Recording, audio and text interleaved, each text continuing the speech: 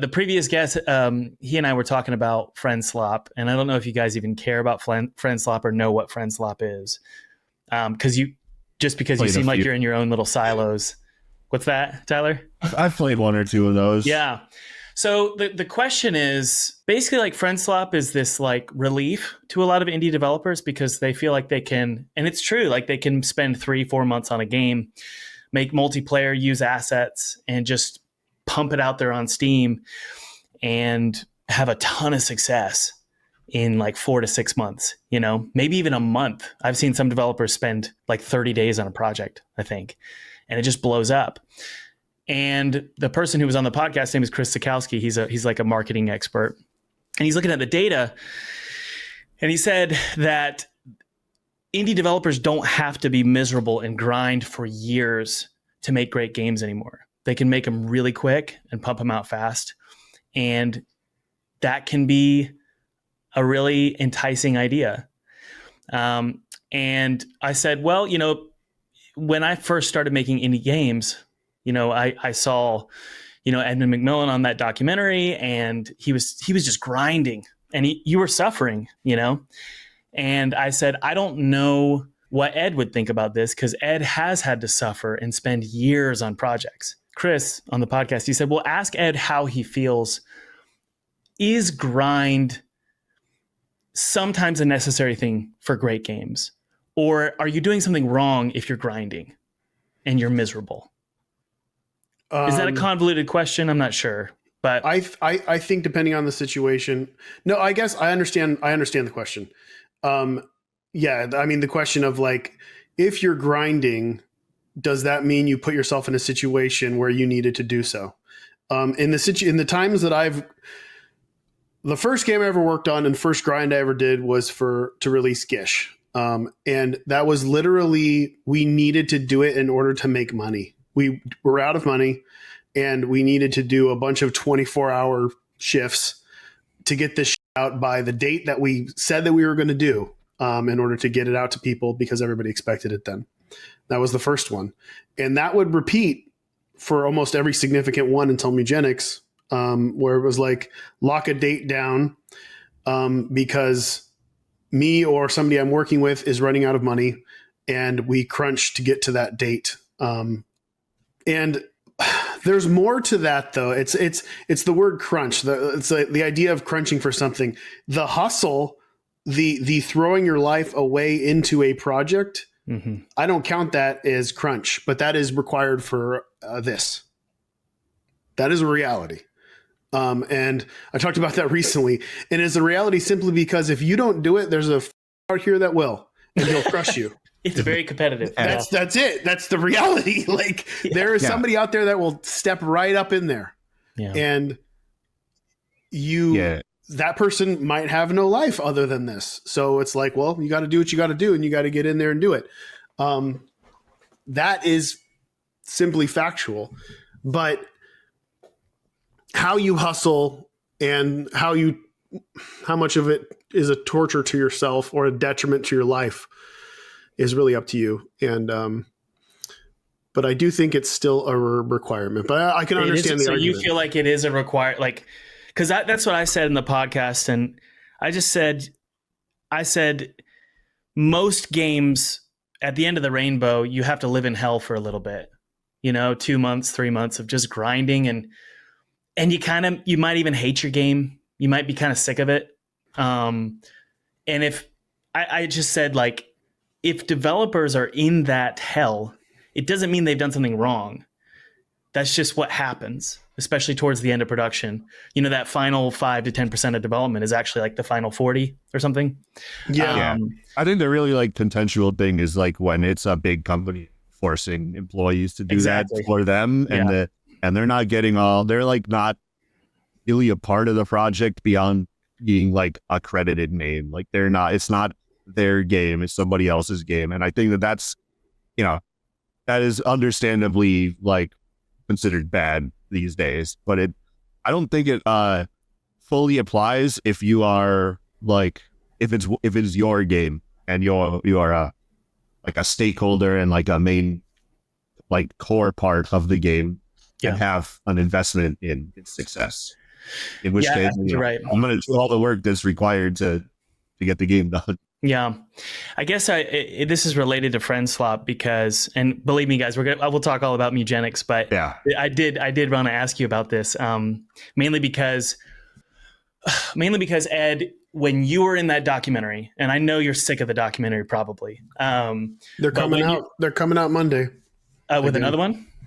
No, they're coming out to film. Oh, are they really? Yeah. Oh man.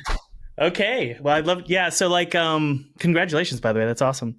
But like, the reason this is related to the documentary is because I learned from you that if I wanted to make a game and a great game, and I wanted to have a stake in it and make some money from it and not work for somebody else, I would need to suffer a little bit. And just because I observed you doing it, and I was like, okay, well, he's doing it, I'm going to do it.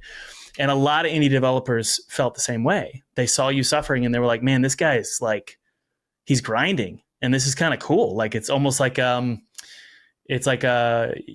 rooting for the hero to win the war. And this is related to friend-slop because it feels like there's this thing. I don't know if you guys have seen like on Twitter and stuff, like so many friend-slop games have been blowing up and doing so well. And it seems like this fantasy of, hey, I can make a game quick and fast and dirty and make a ton of money. It seems like that fantasy is being propagated on Twitter. And I'm trying to figure out, am I old school and am I wrong to think that is a fairy tale? Or is that actually really happening? And is that something? I think an answer to a lot of your questions is stop caring. Yeah. You're overthinking this, dude. Yeah. Do you want people to refer to your game as blank slop? Like that's like I mean, it's kind of just like in the genre name at this point. Like that's what people think about those games. Yeah, yeah. Well, the reason I bring it up and the reason I care is because I have a YouTube channel and I talk about game development. I just tell people my journey and I try and encourage them and cheer them on. And I'll cheer people on through burnout. I'll say, kind of get over it and just keep going through it. You got to burn through it. And sometimes people are like, no, actually, if you're burnt out and you're miserable, you're doing it wrong. See all these friend-slop games, see all these developers who made a game in 4 months, they're doing it right. Thomas, you're giving bad advice. And so I'm trying to figure out, like, am I wrong here in telling people to power through the burnout? You know what I mean? Yes and no. I mean, the answer to all these questions is also yes and no. It all depends. It really depends I'm a proponent of people making games like if they are low, like early on in their career and don't have much experience, to just make stuff as quick as they possibly can and learn the whole cycle. Mm-hmm. You know, prototype, development, release, support, like all that as fast as possible and make as many as you can. Slop it up. Slop it up. Good. Slop it up. Slop it up. If you're learning, slop it up. That's good. Both of us made like a load of like Newgrounds games back in the day, and those took between days and weeks to make. Sometimes hours for me. Look, it feels like the friend-slop. Go ahead. Sorry. My most popular like Newgrounds game took me 3 hours to make. Slop. Awesome. Slop it up. Slop it up. Yeah, it feels kind of like the Newgrounds era is coming back in a weird way. Sometimes it doesn't matter. Sometimes it does. In the end, all that matters, the only thing that is shared amongst all of the successes is someone is offering something that hasn't exactly been done the way it's being done here, and it is fun. Got it. So newness is really important to you, Ed. I mean, it doesn't even but newness is important. I don't want to make something that's boring. I mean, I think that stuff that seems old is boring. You don't want to do the exact same thing as everybody else. You don't want to do the exact same themes and genre and everything you want to try to mix it up as much as you can. But there's another component is the game good, which is a very hard thing to figure out, especially for new developers too. Yeah. Is this elegant? Is it obtuse? Does it work? is it giving you all the bits and pieces? Like, is it stimulating all of the fun centers of your brain that it should be? Is it making you feel like you're doing something difficult and overcoming it? Is there some sort of repetition to it that's meditative? You know, there's all these different elements of what makes a good game good that aren't universal. So that one's hard to quantify, but what are you going to do? But that's what John Blow would say. Like if someone was coming to him and they were like, here, I'm burning out on this game. He would look at the game and then he'd be like, maybe the game's not fun. And that's why you're burning out on it. Yeah. Yeah. And that's a reality. Yeah. And it's a harsh Sometimes reality. That's the case. Sometimes it is the case. Yeah. And it's not to give up, but maybe wrap it up. Yeah. Like wrap it up and move on to the next thing. I think John Blow does seem to be a fan of, like, I don't know, take a break and then come back to it with like a fresh set of eyes or whatever. Sometimes it works. Which is sometimes what's needed. My thing is always, if you're making a game, people, and you want to sell it, and it's not just for like a learning thing, you need to have like a reason why people would want to play your game specifically over any of the billion other options that are on Steam. Exactly. If you can't answer that question, then you're going to be in for a harder time. Right.